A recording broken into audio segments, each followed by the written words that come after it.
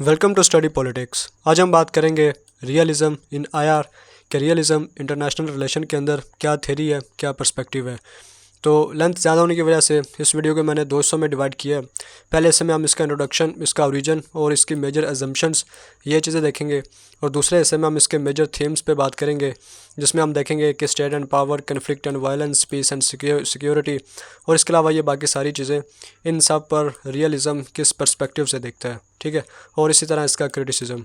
तो पहले इस समय हम बेसिकली इसकी मेजर अजम्पशंस, जो बेसिक बुनियादी चीज़ है, वो देखेंगे, और दूसरे हिस्से में हम इसकी मेजर थीम्स पे बात करेंगे और इन सारी चीज़ों को देखेंगे कि रियलिज़म क्या देखता है, किस तरह सोचता है इन सारी चीज़ों पर। तो आइए इसको शुरू करते हैं। तो सबसे पहले हम इसका इंट्रोडक्शन शुरू करते हैं।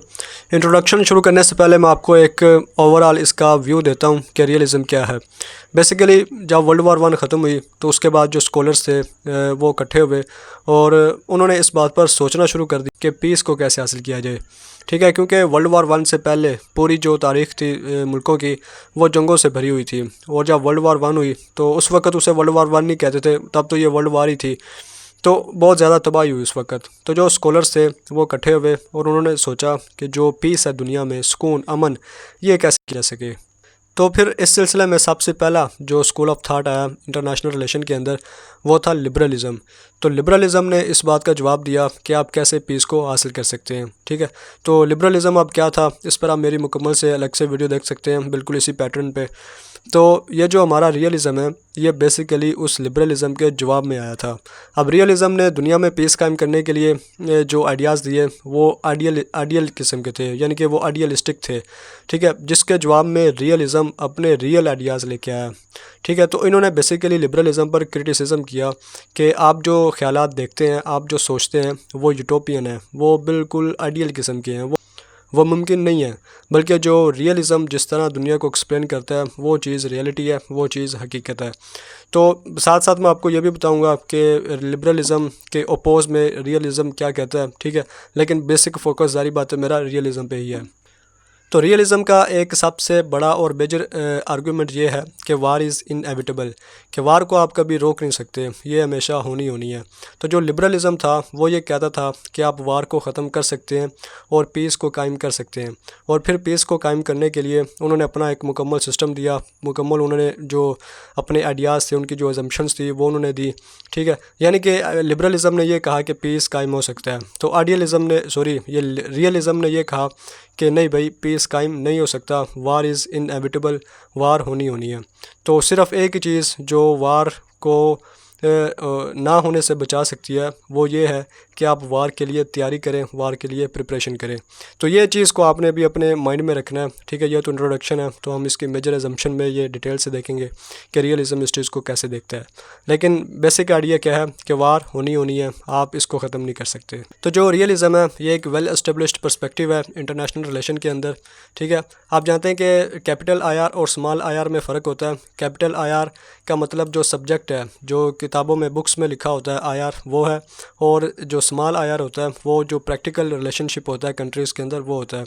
तो ये आईआर यानी कि जो बुक्स हैं उसके अंदर एक वेल एस्टेब्लिश्ड पर्सपेक्टिव है, ठीक है। लाजमी नहीं है कि ये प्रैक्टिकली भी बिल्कुल वैसा का वैसा दुरुस्त हो। और सबसे ज़्यादा ये वर्ल्ड वार 2 के बाद उभरा था। शुरू तो पहले ही हो गया था, लेकिन वर्ल्ड वार 2 के बाद ज़्यादा ये डोमिनेंट हुआ, क्योंकि उससे पहले लिबरलिज़म था, सबसे पहला जो स्कूल ऑफ थाट था, और उन्होंने ये कहा कि आप वार को ख़त्म कर सकते हैं। तो फिर उन्होंने कहा कि नहीं भाई, वार ख़त्म नहीं हो सकती। इसके अलावा जैसे जैसे रियलिस्ट डेवलप हुआ तो इसमें नियो रियलिस्ट और स्ट्रक्चरलिस्ट रियलिस्ट ये आ गए। इसके अलावा साइंटिफिक वर्जन इसका, तो इसी तरह ये आगे इसकी डेवलपमेंट होती रही।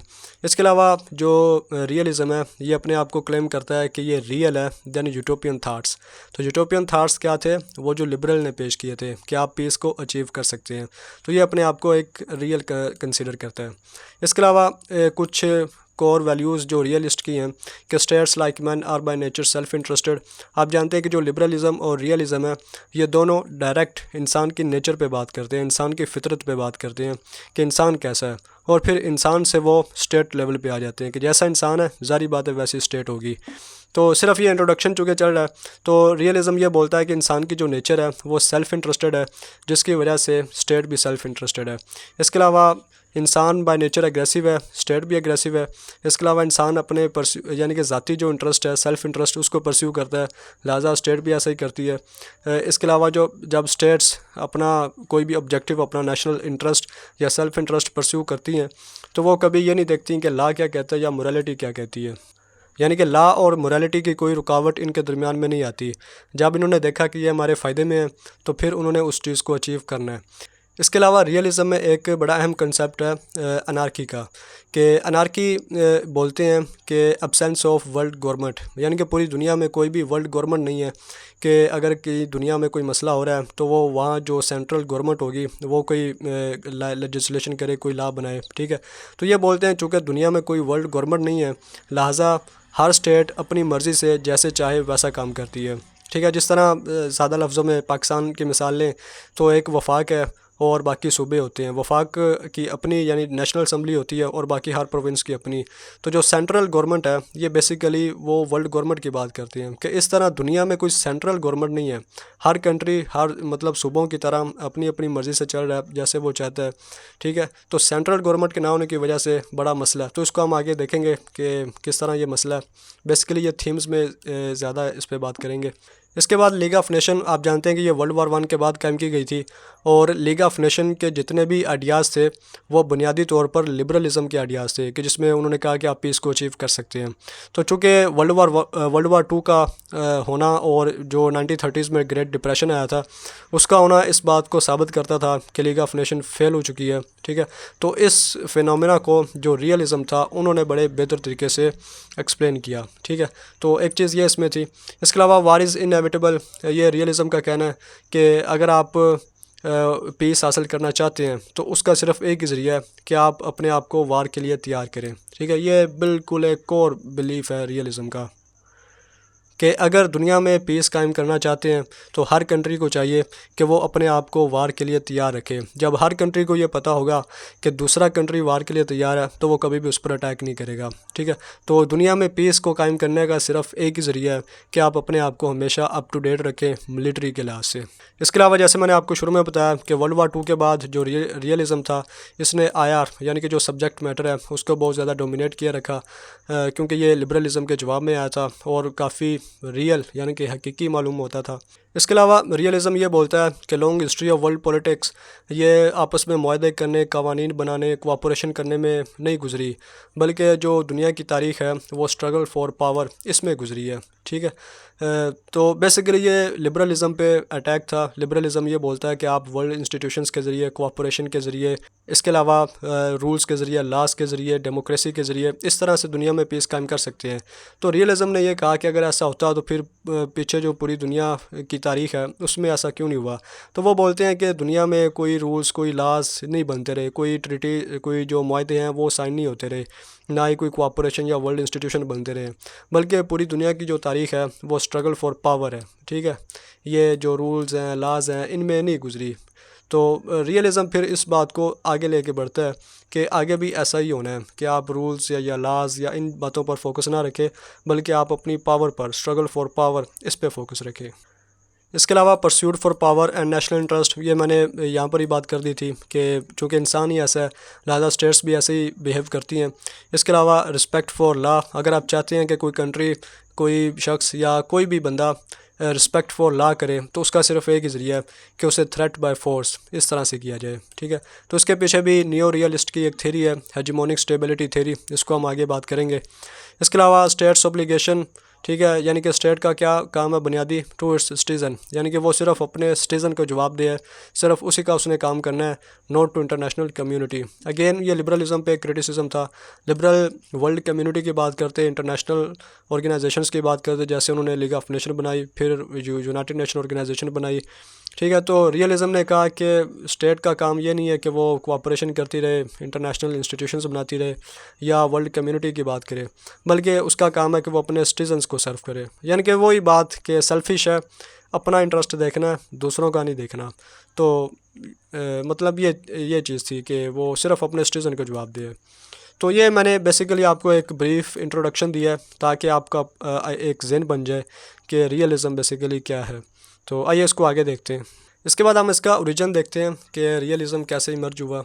तो ये बात तो पीछे हो चुकी है कि dominated era after world war two, इसके बाद इसने डोमिनेट किया, इससे पहले ये ज़्यादा नहीं था। तो इसके ओरिजिन को कुछ लोग कहते हैं कि ये 2500 साल पहले जो थुसुसाइड था वहाँ से हुआ, यानी कि कुछ इससे भी पहले कहते हैं, लेकिन कुछ थुसुसाइड इससे बोलते हैं। अब थुसुसाइड क्या था? बेसिकली ये एंशिएंट ग्रीक में रहने वाला था और थुसुसाइड के दौर में पेलोपेंशियन वार्स हुई थी, ठीक है, पेलोपेंशियन वार्स, और ये एथेंस और स्पार्टा के दरमियान हुई थी। तो अब जारी बात है उस डिटेल में तो मैंने नहीं जाना। तो थुसुसाइड ने बेसिकली क्या ये जो वार्स हुई थी एथेंस और स्पार्टा के दरमियान, उसमें स्पार्टा जीत गया था। तो थुसुसाइड ने उस वक्त ये हमें बताया कि जो पावरफुल स्टेट्स थी, यानी कि जिन स्टेट्स के पास पावर थी, आप इसको इकोनॉमिक पावर भी कह सकते हैं और मिलिट्री पावर भी कह सकते हैं, उन स्टेट्स ने अपनी मर्ज़ी से जो वो करना चाहती थी वो किया और उस वजह से वो जंग जीती भी। और जिनके पास पावर नहीं थी, इकोनॉमिक पावर, मिलिट्री पावर, वो फिर उन्होंने डिक्टेशंस ली, यानी कि उन्होंने अपनी मर्ज़ी से कुछ नहीं किया, उनको वो फिर उन्होंने सर्व किया दूसरों को। तो रियलिज़म में, यानी कि अब आप ये सोचें कि थुसुसाइड ने कोई बड़ी बात तो नहीं की, लेकिन आप ये सोचें कि 2500 साल पहले, 2500 साल पहले ये बात कहना बहुत बड़ी बात थी कि स्पार्टा इसलिए जीता क्योंकि उसके पास पावर थी और उसमें इकोनॉमिक और मिलिट्री पावर आती है, और एथेंस इसलिए आ रहा है क्योंकि उसके पास ये पावर नहीं थी। तो कैसे थुसुसाइड ने इस बात का अंदाज़ा लगाया, कैसे उसे पता चला कि पावर क्या है, कैसे उसने ये सारी चीज़ें देखी, तो ये चीज़ मायने रखती है उस दौर में। तो यहाँ से एक बात निकलती है। इसके बाद रियलिज़म में सबसे अहम जो स्कॉलर है वो मैकियावेली है। 16th सेंचुरी में ये इटालियन स्कॉलर था, ठीक है। तो इसने क्या किया कि practical advice to remain in power, यानी कि जो रूलर्स थे, जो बादशाह थे, स्टेट्समैन थे, उसको इसने बाकायदा तौर पर ये एडवाइस किया कि आप किस तरह से पावर में रह सकते हैं। और यह बेसिकली एक रियलिज़म पर मुश्तमिल थी, इसकी ये जो एडवाइस थी, नसीहत थी। अब इसने क्या क्या नसीहत की, यानी कि इसकी एक बुक है द प्रिंस, काफ़ी मतलब ज़बरदस्त बुक है, आप इसको पढ़िएगा, ये भी उसी में से निकाला हुआ है, ये जो आगे मैंने 2 एडवाइस लिखी हुई हैं। तो उसमें पूरी की पूरी बुक में इसने बताया कि कैसे आप अपनी पावर को मेंटेन कर सकते हैं, कैसे आप लंबे अरसे तक रूल कर सकते हैं, और एक प्रिंस को जब वो नई कॉलोनी बनाए या जिसमें वो रूल कर रहा है उसको किस तरह से रूल करना चाहिए। तो सारे इसने तरीके बताए हैं कि आप किस तरह पावर में रह सकते हैं। तो इसने ये कहा कि promise must be broken when necessary, कि जब ज़रूरत पड़े तो आप वादे तोड़ सकते हैं। Better to be feared than loved, बेहतर है कि आपसे नफ़रत की जाए बजाय इसके कि आपसे मोहब्बत की जाए।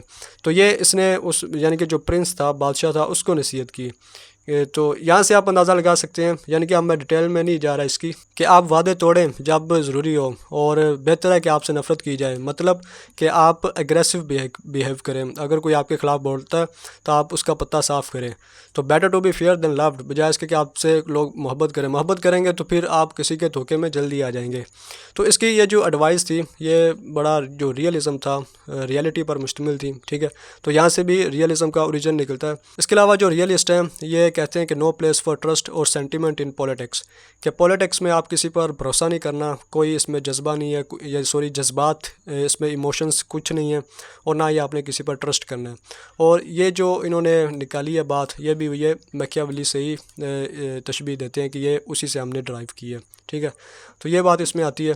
इसके अलावा Thomas Hobbes 17th century English जो साइंटिस्ट हैं, पॉलिटिकल साइंटिस्ट, तो ये फर्स्ट इंग्लिश थिंकर थे जिन्होंने क्या किया कि discuss the nature of secular state, power and authority, यानी कि इंग्लैंड के अंदर जिस स्कॉलर ने पहली दफ़ा सेकुलर स्टेट को डिस्कस किया, पावर को डिस्कस किया, अथॉरिटी को डिस्कस किया, ठीक है, वो थॉमस हॉब्स थे।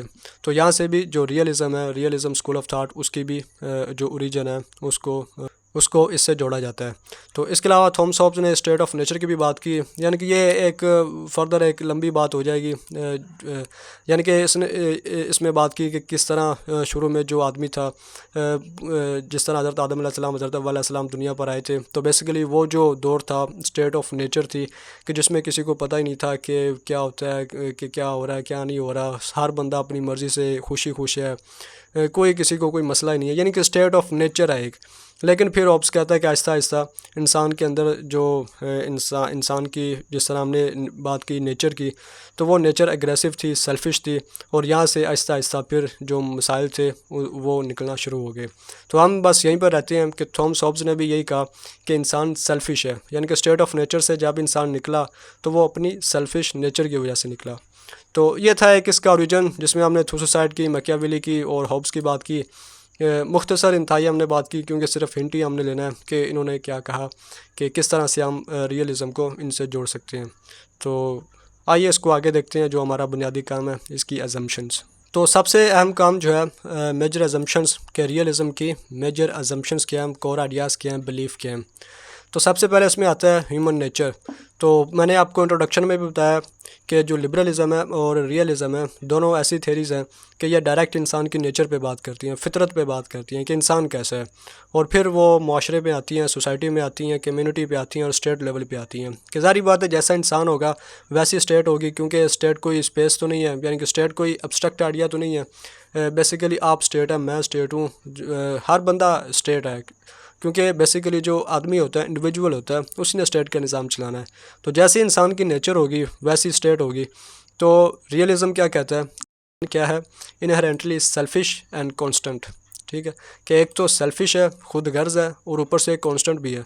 यानी कि कांस्टेंट हम किसे बोलते हैं, ना चेंज होने वाला, जो जिस तरह मैथमेटिक्स में भी ये कांस्टेंट का कंसेप्ट है। तो जो चीज़ फिक्स होती है, चेंज नहीं होती, उसे हम कांस्टेंट बोलते हैं। तो सेल्फिश भी है और कांस्टेंट भी है, यानी कि चांस ही नहीं है कि यह बदले भी। हमेशा इंसान की नेचर सेल्फिश है और उसने सेल्फिश ही रहना है। तो यहाँ से फिर बात पक्की हो जाती है कि नो चांस ऑफ पीस। तो रियलिज़म फिर क्या कहते हैं कि इंसान चूँकि खुद गर्ज है, सेल्फिश है, और उसकी नेचर कांस्टेंट है, और इसकी वजह से पीस का कोई चांस ही नहीं है। तो जिस तरह मैंने शुरू में बताया कि वर्ल्ड वार 1 के बाद स्कॉलर्स इस कोशिश में निकले कि हम पीस कैसे हासिल कर सकते हैं, वो क्या ज़रिया है कि जिसकी वजह से आइंदा हम किसी भी वार को रोक सकते हैं। तो लिबरल ने यह कहा कि आप वार रोक सकते हैं, और उसके लिए उन्होंने आइडियाज़ दिए। ठीक है, तो रियलिज़म वर्ल्ड वार 2 के बाद आया, और इसने कहा कि चांस ही नहीं है कि आप वार को रोक सकते हैं। क्यों? क्योंकि इंसान की नेचर ही सेल्फिश है। तो इसके बाद क्या आता है कि स्टेट्स की एक्टर इन आईआर। अब यहाँ पर देखें मैंने स्मॉल आईआर लिखा है, तो इसका मतलब जो प्रैक्टिकल रिलेशंस होते हैं स्टेट्स के दरमियान, ये वो बात हो रही है इंटरनेशनल रिलेशन। ये कैपिटल आईआर नहीं है कि जो सब्जेक्ट मैटर की बात हो रही हो। तो स्टेट्स जो हैं, रियासतें जो हैं, यही बुनियादी एक्टर्स होती हैं इंटरनेशनल रिलेशंस में। इसके बाद बुनियादी चीज़ कि सोवरेनिटी और इंडिपेंडेंस एंड सेल्फ कंट्रोल, ये बुनियादी करैक्टरिस्टिक हैं किसी भी स्टेट की। अब रियलिज़म के नज़दीक जो रियलिस्ट स्कॉलर्स हैं, उनके नज़दीक कोई भी स्टेट, उसकी अहमियत, उसकी वैल्यू तब होगी जब वो सोवरन होगी। ठीक है, इसके अलावा आप इसे इंडिपेंडेंस कह सकते हैं, और आप इसे सेल्फ़ कंट्रोल भी कह सकते हैं, यानी कि वो अपने मामलात को खुद रन कर रही है। अब आप सोचें कि दुनिया में ऐसी कौन कौन सी स्टेट्स हैं जो वाकई में सोवरन है। अब आपको यहाँ पे सोवरेनिटी का कंसेप्ट पता होना चाहिए कि जिस तरह स्टेट के एलिमेंट्स 4 होते हैं, पॉपुलेशन, टेरिटरी, गवर्नमेंट और सोवरेनिटी। तो सोवरेनिटी क्या होती है ये आपको पता होना चाहिए। तो इसके अलावा इंडिपेंडेंस एंड सेल्फ कंट्रोल के कौन सी स्टेट्स हैं जो सोवरन है। क्या पाकिस्तान सोवरन है? क्या इंडिया एक सोवरन स्टेट्स है? क्या पाकिस्तान अपनी मर्ज़ी से अपने फ़ैसले लेता है, या कहीं से डिक्टेशंस मिलती हैं? क्या अमेरिका सोवरन है? क्या अमेरिका को कोई दूसरा कंट्री डिक्टेट करता है, या अगर कोई दूसरा कंट्री अमेरिका को डिक्टेट करे तो क्या वो उसकी बात मान लेगा? पाकिस्तान को अमेरिका डिक्टेट करे तो क्या पाकिस्तान आगे से रेजिस्ट कर सकता है, या कोई ऐसी सूरत हाल है ही नहीं? तो इस तरह के सवालात को आप अपने ज़हन में सोचिए कि सोवरेनिटी क्या चीज़ है। ठीक है, तो रियलिस्ट ये मानते हैं कि असल स्टेट, जो बुनियादी स्टेट है, वो वाली स्टेट है जो सोवरन स्टेट है। इसके अलावा जो स्टेट सेल्फ कंट्रोल है, अपने मामलात को खुद लेके चलती है। तो ये मेजर अजम्पशन है रियलिज़म की। इसके अलावा जिस तरह हमने शुरू में बात की थी, जो इनहेरेंटली सेल्फिश है, ह्यूमन नेचर। तो चूँकि ह्यूमन नेचर सेल्फिश है, तो फिर स्टेट्स क्या हैं? Motivated by drive of power, security and pursuit of national interest. Realism में एक कंसेप्ट पावर पॉलिटिक्स का भी है, कि जिसमें वो ये बोलते हैं कि हर बंदा, हर स्टेट पावर के पीछे भागी हुई है। यानी कि हर बंदा ये चाहता है कि उसे पावर मिले, वो पावर का भूखा है, पावर का वो प्यासा है, वो चाहता है कि उसके पास पावर आए। चूँकि इंसान ऐसा है, लिहाजा स्टेट भी ऐसी है, हर स्टेट ये चाहती है कि उसके पास आए। तो यहाँ पर वही बात हो रही है कि पावर, हर स्टेट ये चाहती है कि उसके पास ज़्यादा से ज़्यादा पावर आए। इसके अलावा सिक्योरिटी, अपनी जो सिक्योरिटी है, अपनी जो हिफाजत है उसे कायम रखे। And pursuit of national interest, और उसका जो कौमी मुफाद है उसे वो अच्छी तरह से पूरा करे। तो ये रियलिज़म का एक बुनियादी और कोर आइडिया है। इसके अलावा फिर एक अहम concept, central problem is anarchy. ठीक है, अब ये आगे एक एग्जांपल भी है, सॉरी एनालॉजी है। तो रियलिज़म क्या बोलता है कि इंटरनेशनल रिलेशन के अंदर, अब ये स्मॉल आई आर है, जो प्रैक्टिकल रिलेशनशिप होती है दुनिया के अंदर, या जो इस वक्त दुनिया का सिस्टम है, उसके अंदर वो बोलते हैं कि जो बुनियादी मसला है वो अनार्की का मसला है। अब अनार्की क्या होती है? लैक ऑफ वर्ल्ड गवर्नमेंट, यानी कि दुनिया में कोई वर्ल्ड गवर्नमेंट नहीं है। हर कंट्री इंडिपेंडेंट है, हर कंट्री सोवरन है, हर कंट्री अपनी मर्ज़ी से अपने अपने काम कर रहा है। ठीक है, ये रियलिस्ट बोलते हैं। अब प्रैक्टिकली ऐसा हो रहा है या नहीं हो रहा वो एक अलग बात है, क्योंकि ये एक थ्योरेटिकल पर्सपेक्टिव है और हम उस लाज से भी आपको पता होना चाहिए कि थ्योरी क्या होती है। और ये रियलिज़म, लिबरलिज़म, स्ट्रक्चरलिज़म, क्रिटिकल थ्योरी, ये सारी की सारी थ्योरीज़ हैं। और अब ये आपको, मैं इस डिटेल में नहीं जा रहा, लेकिन आपको पता हो कि थ्योरी क्या होती है। तो चूँकि ये एक थ्योरेटिकल डिस्कशन है, लिहाजा हम उसी में उसको देख रहे हैं। तो ये बोलते हैं रियलिज़म वाले कि जो वर्ल्ड सिस्टम है ये अनार्किक है। अनार्किक क्यों है? क्योंकि वर्ल्ड गवर्नमेंट नहीं है, और वर्ल्ड गवर्नमेंट के ना होने की वजह से ही दुनिया में अनार्की है, और इस बात के ज़्यादा चांसेस है कि वार हो। इनके मुताबिक अगर दुनिया में वर्ल्ड गवर्नमेंट हो, यानी कि जितने भी दुनिया में कंट्रीज़ हैं, 203 या 204 या 5 जितने भी हैं, अगर एक वर्ल्ड गवर्नमेंट भी हो, यानी कि हर कंट्री का एक नुमाइंदा उसमें बैठा हो, फिर पूरी दुनिया में जहाँ कोई मसला हो, उस जो वर्ल्ड गवर्नमेंट होगी वहाँ पर उसकी लेजिस्लेशन हो, पूरी आइन साजी हो, फ़ौज उसकी हो, वो वहाँ पर जाके मसला हल करे, या जिस तरह भी इस तरह अगर मसला हो तो फिर तो ठीक है। लेकिन ये बोलते हैं कि दुनिया में कोई वर्ल्ड गवर्नमेंट है ही नहीं, हर कंट्री अपनी मर्ज़ी से जो उसके दिल में आए वैसा करता है। तो चूँकि ऐसा है, अनार्की है, कोई वर्ल्ड गवर्नमेंट नहीं है, तो हर कंट्री अपने नेशनल इंटरेस्ट को, अपनी सिक्योरिटी को और अपनी पावर को इनक्रीज़ करना चाहता है। क्यों? क्योंकि उसके अंदर एक अंदेशा है, उससे डर है, उससे खौफ है कि अगर मैं अपनी पावर को, मैं अपनी सिक्योरिटी को, या मैं अपने नेशनल इंटरेस्ट को परस्यू नहीं करूँगा, उसको हासिल नहीं करूँगा, तो दूसरा कंट्री मुझ पर अटैक करेगा और मेरे पे कब्ज़ा कर लेगा। ठीक है, और ये बात दुरुस्त भी है, क्योंकि अनार्की है कि कोई दूसरे कंट्री को रोकने वाला नहीं होगा। मसलन पाकिस्तान इंडिया पर अटैक करे या इंडिया पाकिस्तान पर अटैक करे, तो असूली तौर पर दुनिया में कोई ऐसा है तो नहीं कि जो रोके कि आप क्यों अटैक कर रहे हैं या क्यों अटैक नहीं कर रहे, और कोई पूछे भी तो क्यों पूछे। तो ये मसला वो कहते हैं कि इंटरनेशनल रिलेशन के अंदर जो बुनियादी मसला है वो अनार्की का मसला है, और इसी वजह से हर स्टेट पावर को, अपनी सिक्योरिटी को, अपने नेशनल इंटरेस्ट को इंक्रीज़ करती है। अब यहाँ पर एक एनालॉजी के ज़रिए उसने ये बात समझाने की कोशिश की, जहाँ से ये मैंने पढ़ा। तो ये स्टैग हेयर एनालॉजी थी। स्टैग आप जानते हैं कि ये जो हिरन होता है, बारहसिंगा, उसे बोलते हैं, हेयर खरगोश को। तो वो ये बोलते हैं कि कुछ लोग होते हैं 7-8 या जितने भी, वो एक आइसलैंड पर होते हैं, और वो मतलब आइसोलेटेड होते हैं, बाहर जाने का रास्ता नहीं होता, और उस आइसलैंड पर उन्होंने इकट्ठा ही सर्वाइव करना होता है।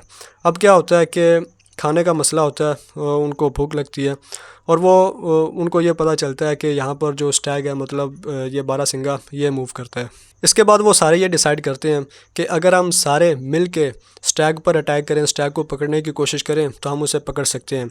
लेकिन कंडीशन ये है कि अगर उनमें से एक फ़र्द भी उनमें शामिल ना हो, उस स्टैग को पकड़ने में हेल्प ना करे, तो स्टैग कभी भी पकड़ा नहीं जाएगा, वो भाग जाएगा। ठीक है, ये कंडीशन है। तो अगर सारे के सारे मिल के कोशिश करें तो स्टैग को पकड़ सकते हैं, अपनी भूख मिटा सकते हैं। अगर कोई एक भी उसमें से हटेगा या साथ नहीं देगा तो स्टैग नहीं पकड़ा जा सकता। अब वो जो सारे के सारे बंदे होते हैं उस आइलैंड पर, वो ये सोच लेते हैं, मुआहदा कर लेते हैं कि ठीक है, हम सारे मिल के कोशिश करेंगे स्टैग को पकड़ने की। अब क्या होता है कि वो अपने अपने रास्ते को निकल जाते हैं। कोई निशानी उन्होंने रख ली होती है आवाज़ की सूरत में कि किसी को भी नज़र आए तो सबको बुला लेगा। अब हर बंदा अपनी डायरेक्शन में जाता है स्टैग को ढूंढने। तो क्या होता है कि एक बंदे को एक खरगोश नज़र आ जाता है। जब उस बंदे को खरगोश नज़र आता है, खरगोश ऐसा है कि वो सिर्फ उसी एक बंदे की खुराक ही पूरी कर सकता है। अब यहाँ से वो जो सेल्फिश नेचर है इंसान की, उसका कंसेप्ट आता है। तो ये बोलते हैं कि वो जो इंसान है वो डायलेमा में, वो सोच में पड़ जाता है कि अब मैं क्या करूँ। वो ये यानी कि उसके नज़दीक दो सूरत हाल सामने आती हैं। वो कहता है कि मैं इस खरगोश को पकड़ के अपनी भूख मिटा लूँ। ठीक है, अब इस सूरत में क्या होगा कि इस बात के चांसेस पैदा हो जाएंगे कि अगर बाकियों को स्टैग नज़र आता भी है तो वो भाग जाएगा। अब अगर तो स्टैग वो पकड़ लेते हैं तो सबकी भूख मिट जाएगी। लेकिन अब इस बंदे को श्योर नहीं है कि पता नहीं कल को हमने या जो स्टैग को हम ढूंढने गए हैं वो स्टैग हमें मिलना भी है या नहीं मिलना। तो लिहाजा वो अपनी सेल्फिश इंटरेस्ट की वजह से, अपनी खुदगर्जी की वजह से उस खरगोश को पकड़ के खुद खा लेता है। अब एक उसे ये भी डायलेमा होता है, वो ये भी सोच में पड़ जाता है कि मैं भी बाकी जो लोग गए हैं उनमें से भी किसी एक को खरगोश नज़र आ जाए और वो उसे पकड़ के अपनी भूख मिटा ले। तो अगर कोई दूसरा बंदा खरगोश पकड़ के अपनी भूख मिटा लेगा तो उसकी वजह से बाकी जो हैं वो भूखे मरेंगे, ठीक है। तो ये बेसिकली यहाँ पर अपनी सेल्फिश इंटरेस्ट की वजह से और इस डायलेमा की वजह से, सिक्योरिटी डायलेमा की वजह से खरगोश पकड़ के उसको खा लेता है। और इस सूरत में क्या होता है कि जो स्टैग होता है वो एस्केप हो जाता है या मतलब वो निकल जाता है। यानी कि ये एक डायलेमा रहता है उसके ज़हन में, वो सोच में पड़ा रहता है। तो ये अनार्की को ये इस लाज से एक्सप्लेन करते हैं कि जो स्टेट्स हैं ये अपने अंदर बेसिकली अनसर्टेन है, अनसर्टेनिटी है, कोई चीज़ फिक्स नहीं है। हर स्टेट को जहाँ पे फ़ायदा नज़र आता है वो फौरी तौर पर उसको गेन करती हैं। जिस तरह इस बंदे ने खरगोश देखा, इसने उसको पकड़ लिया, लेकिन अगर मिल के काम करते, मिल के स्टैग को पकड़ते तो स्टैग भी पकड़ा जाता और सारे उसे खा भी लेते। लेकिन जब इसने देखा कि खरगोश मिल गया, मेरी भूख पूरी कर सकता है, इसने उसे पकड़ा और खा लिया और यह सोचा कि मैं भी कोई दूसरा बंदा भी मेरी तरह का निकले और वो भी उसको जाके पकड़ के खा ले और मैं उसकी वजह से मैं भूखा रह जाऊँ, मैं तो इससे ना छोड़ूँ। तो इसी तरह ये बोलते हैं कि हर स्टेट ऐसे ही बिहेव करती है, वो नहीं देखती कि दूसरा क्या कर रहा है, कोई फ़ायदे की बात है, मिल के काम करें या इंटरनेशनल इंस्टीट्यूशंस की बात करें, नहीं। जहाँ पे आपका इंटरेस्ट है, जहाँ पे आपका फ़ायदा है, उसको आप अचीव करें। तो ये चीज़ है इसमें। इसके अलावा जैसे हमने ऊपर बात की कि स्टेट सेल्फिश होने की वजह से एग्रेसिव हैं, ठीक है। ये यहाँ पे बात की थी, सेल्फ इंटरेस्टेड मैनर है, ठीक है। तो ज़ाहिर बात है एग्रेसिव हो जाती है सूरत में कि जहाँ पर उनको फ़ायदा नज़र आता है, फिर चाहे वो वार के ज़रिए हासिल हो या किसी भी तरीके से वो उसे हासिल करेंगी। और चूँकि इंसान की नेचर भी सेल्फिश है, एग्रेसिव है, तो लिहाजा स्टेट भी एग्रेसिव है। इसके अलावा अनार्की का मसला, तो ये दोनों सूरत हाल मिल के कन्फ्लिक्ट इज़ अनअवॉइडेबल, इसकी सूरत हाल पैदा करती हैं कि स्टेट भी एग्रेसिव है, अनार्की भी है, तो फिर कन्फ्लिक्ट तो होना ही होना है, इसको तो आप रोक ही नहीं सकते। तो ये फिर एक कंसेप्ट इसमें बन जाता है। इसके अलावा रियलिज़म जो अलाइंस होता है स्टेट्स के दरमियान, उसको भी एक्सप्लेन करता है। रियलिज़म ये बोलता है कि जो स्टेट्स हैं वो हमेशा तब आपस में अलाइंस करती हैं जब कोई एक कंट्री बहुत ज़्यादा प्रिवेंट कर जाता है, बहुत ज़्यादा उसके पास पावर आ जाती है। जिस तरह वर्ल्ड वार 1 की और वर्ल्ड वार 2 की एग्जांपल्स लें कि दोनों तरफ अलाइंस बने हुए, फिर बीच में सीक्रेट अलाइंस भी थे जो बाद में निकले। बहरहाल ये एक लंबी बात है। तो जो अलाइंस है, अलाइंस का बनना, ये रियलिज़म एक्सप्लेन करता है कि चूँकि हर स्टेट के ये इंटरेस्ट में हो जाता है कि एक स्टेट अगर किसी के साथ फ़ाइट कर लिया तो ज़ाहिर बात है ज़्यादा चांस है कि वो उसे डिफीट हो। लेकिन अगर अलाइंस बन जाता है तो हर स्टेट उस स्टेट के इंटरेस्ट में ही आ जाता है, उसके नेशनल इंटरेस्ट में भी आ जाता है कि उसको अल्टीमेटली फ़ायदा होगा। इसी तरह 3-4 कंट्रीज़ का अलाइंस बना तो ज़्यादा फ़ायदा आ जाता है, ठीक है। तो स्टेट आपस में हमेशा अलाइंस बनाती हैं अगर उन्हें इस बात का अंदेशा हो कि जो दूसरी स्टेट्स हैं अगर हमने अलाइंस ना बनाया तो वो हम पर अटैक करेंगी या वो ज़्यादा पावरफुल हो जाएंगी, ठीक है। तो ये कंसेप्ट इसमें आता है। इसके अलावा इंटरनेशनल इंस्टीट्यूशंस एंड लॉ, तो रियलिज़म ये बोलता है कि अगर जो आपके इंटरनेशनल इंस्टीट्यूशंस हैं यानी कि जिनको लिबरलिज़म ज़्यादा फोकस करता है कि आप पीस कायम करना चाहते हैं तो इंटरनेशनल इंस्टीट्यूशंस का यूज़ करें, जिस तरह IMF है, वर्ल्ड बैंक है, UN है। इसके अलावा दुनिया में अगर आप लॉ को कायम करना चाहते हैं तो फिर उसका सिर्फ एक ज़रिया है और वो क्या है, effective if threat of force, कि अगर आप इसको फोर्स का थ्रेट करें, यानी कि अगर आप चाहते हैं कि दुनिया में पीस कायम हो तो उसका सिर्फ एक ज़रिया है कि पूरी दुनिया को थ्रेट का खौफ हो या उस कंट्री को जो इंतशार पैदा करता है, जो पीस को कायम नहीं होने देता, उसे इस बात का ख़तरा हो कि उसको सज़ा मिल सकती है। यानी कि लॉ को, इंटरनेशनल इंस्टीट्यूशंस को स्टेबिलिटी तभी मिल सकती है जब उसे किसी फोर्स का, किसी चीज़ का डर हो। अब इस चीज़ को नियो रियलिस्ट ज़्यादा बेहतर तौर पर एक्सप्लेन करते हैं और वो है हेजिमोनिक स्टेबिलिटी थ्योरी। हेजिमोनिक स्टेबिलिटी थ्योरी क्या बोलती है कि दुनिया, हेजिमोन किसे बोलते हैं, यानी कि पहले तो आप नाम ही से अंदाज़ा लगाना कि हेजिमोनिक स्टेबिलिटी थ्योरी, के हेजिमोन के ज़रिए दुनिया में स्टेबिलिटी आएगी। तो हेजिमोन किसे बोलते हैं कि जो दुनिया में सबसे ज़्यादा पावरफुल होता है, सिंपल लफ्ज़ों में उसे हेजिमोन बोलते हैं। जिस तरह आजकल हम अमेरिका की मिसाल लें कि अमेरिका का जो मिलिट्री बजट है, तो अमेरिका के अलावा बाकी जो पूरी दुनिया है उसका जो मिलिट्री बजट है उसका अगर आप हाफ़ करें तो वो सिर्फ अमेरिका का मिलिट्री बजट बनता है। तो ये तो मिलिट्री के हिसाब से। इसके अलावा इकोनॉमिक पावर देखिए, उनकी जो यूनिवर्सिटीज़ हैं उनकी रैंकिंग, उनके जो पॉलिटिकल साइंटिस्ट हैं, जो नॉलेज के हिसाब से, तो हर लिहाज से इकोनॉमिकली भी अमेरिका आगे चल रहा है। तो इस वजह से इसे हेजमोन भी कहा जाता है। आप एतराज़ कर सकते हैं आजकल जिस तरह चाइना इमर्ज हो रहा है, लेकिन इससे पहले तो अमेरिका ही है, ठीक, ख़ास तौर पर रशिया के टूटने के बाद जब से दुनिया यूनिपोलर बनी है। तो रियलिज़म ये बोलता है कि अगर आप इंटरनेशनल इंस्टीट्यूशंस की स्टेबिलिटी चाहते हैं, अगर आप लॉ एंड ऑर्डर मेंटेन रखना चाहते हैं, तो वो सिर्फ एक ही सूरत में इफेक्टिव है जब उससे किसी भी फोर्स का थ्रेट हो। और वो थ्रेट कौन दे सकता है? वो एक हेजिमोन दे सकता है, यानी कि हेजिमोनिक स्टेबिलिटी थ्योरी। दुनिया में अगर एक हेजिमोन होगा तो वो हेजिमोन दुनिया में स्टेबिलिटी कायम करेगा। अब ये यहाँ पे वो अनार्की वाली बात आ जाती है कि एक तरफ ये बोलते हैं कि दुनिया में अनार्की है, कोई वर्ल्ड गवर्नमेंट नहीं है जिसकी वजह से दुनिया में वार की सूरत हाल है। तो लिहाजा नियो रियलिस्ट आप ये बोलते हैं कि दुनिया में अगर आप पीस कायम रखना चाहते हैं तो उसके लिए एक हेजिमोन लाजमी है, वो हेजिमोन दुनिया में स्टेबिलिटी कायम करेगा। दूसरे लफ्ज़ों में, अगर अमेरिका यूएनओ को सपोर्ट ना करे, America IMF, America world bank या दूसरे जो वर्ल्ड इंस्टीट्यूशंस हैं, अमेरिका अगर उनको सपोर्ट ना करे, इसके अलावा जितनी ट्रीटीज़ होती हैं, जितने मुआहदे होते हैं कंट्रीज़ के दरमियान, अगर अमेरिका उनको इंश्योर ना करे तो मे भी दुनिया में पीस ना हो, दुनिया में स्टेबिलिटी ना हो, तो फिर दूसरा कंट्री, हर कंट्री अपनी मर्ज़ी से काम करने की कोशिश करेगा। ठीक है, तो ये एक हेजिमोनिक स्टेबिलिटी थ्योरी का कंसेप्ट है कि ये हेजिमोन की वजह से दुनिया में स्टेबिलिटी कायम है। तो इसको बेसिकली नियो रियलिस्ट वो एक्सप्लेन करते हैं। इसके अलावा जो रियलिस्ट हैं ये बोलते हैं जो असल पावर है वो मिलिट्री या फिज़िकल पावर है, यानी कि जिस तरह लिबरलिज़म है वो मिलिट्री और फिज़िकल पावर पर बिलीव नहीं रखता। लिबरलिज़म बिलीव रखता है इकोनॉमिक पावर पर, तो जो रियलिज़म है हमारा ये बिलीव करता है मिलिट्री पावर या फिज़िकल पावर, इस पर सबसे ज़्यादा। तो इसी वजह से जो स्टेट्स हैं ये अपनी मिलिट्री पावर को ज़्यादा से ज़्यादा इंक्रीज़ करने की कोशिश करती हैं। आप पूरा जो कोल्ड वार का इरा है वो बेस्ट एग्जांपल है इसकी, कि एक तरफ रशिया, एक तरफ अमेरिका है, दोनों अपनी जो मिलिट्री स्ट्रेंथ है उसको इंक्रीज़ करने की कोशिश में लगे हुए हैं। इस तरह पाकिस्तान और इंडिया की आप मिसाल दे सकते हैं। ठीक है, तो इसमें एक कंसेप्ट आता है बैलेंस ऑफ पावर का। इनफैक्ट ये सबसे मतलब जो अहम तरीन कंसेप्ट हैं रियलिज़म के उनमें से एक है। तो ये क्या बोलते हैं कि फ़र्ज़ करें इंडिया और पाकिस्तान है, तो बैलेंस ऑफ पावर किसे बोलते हैं कि हर कंट्री इस कोशिश में होता है कि कोई दूसरा कंट्री उससे ज़्यादा पावर में ना आ जाए या उसके पास ज़्यादा पावर ना आ जाए। अब फ़र्ज़ करें पाकिस्तान के पास एक मिसाइल है, इंडिया देखता है कि इसके पास वो एक मिसाइल है, तो इंडिया क्या करेगा? वो 2 मिसाइल बनाएगा। ठीक है, एक मिसाइल बैलेंस करने के लिए और एक अपनी पावर को ज़्यादा करने के लिए।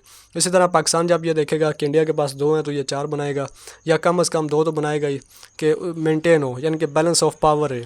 तो रियलिस्ट ये बोलते हैं कि हर कंट्री दूसरे कंट्री की निस्बत अपनी पावर को मेंटेन करने के लिए अपनी पावर हमेशा इंक्रीज़ करने की कोशिश में लगा हुआ है। अब इसी तरह इंडिया ने एटमी धमाके किए, फिर पाकिस्तान ने कर दिए, इन्होंने मिसाइल बनाए, उन्होंने बना दिए, उन्होंने धमाका किया, इधर से उन्होंने जो लाइन ऑफ कंट्रोल वहाँ पर कर दी, फायरिंग कर दी। तो इसी तरह हर कंट्री इसी कोशिश में लगा हुआ है। तो फ़र्ज़ करें एक कंट्री के पास इतनी पावर है तो दूसरा इतनी कर लेगा, फिर ये पहले वाला यहाँ पे आ जाएगा, ये यहाँ पे आ जाएगा, फिर यहाँ पे, ये यहाँ पे। तो ये वाला जो सिस्टम जो है ये सारा मैकेनिज़्म चलता ही रहेगा। और फिर इसी बात को ये एक्सप्लेन करते हैं कि यही वजह होती है पीस कायम करने के लिए, कि अगर आप दुनिया में पीस चाहते हैं तो आप अपनी पावर को, अपने आप को हमेशा जंग के लिए तैयार रखें। जब दूसरा कंट्री ये जानता होगा कि आप जंग के लिए तैयार हैं तो वो कभी आप पर अटैक नहीं करेगा और दुनिया में पीस रहेगा। अगर आप जंग के लिए ख़ुद को तैयार नहीं रखेंगे तो दूसरा कंट्री बड़ी आसानी से आप पर अटैक करेगा और वो आप पर कब्ज़ा कर लेगा। तो ये थी कुछ मेजर अजम्पशंस ऑफ रियलिज़म। तो उम्मीद करता हूँ आपको कुछ ना कुछ पता चला होगा रियलिज़म के बारे में, इसकी मेजर अजम्पशंस के बारे में। तो इस वीडियो में यही, इससे जो आगे वाली वीडियो होगी उसमें हम इसके मेजर थीम्स की बात करेंगे, जिस तरह मैंने आपको प्रोडक्शन में बताया। इसके मेजर थीम्स और इसका क्रिटिसिज्म ये हम इसके दूसरे पार्ट में करेंगे। तो ये वीडियो यहीं तक की, वीडियो देखने का शुक्रिया।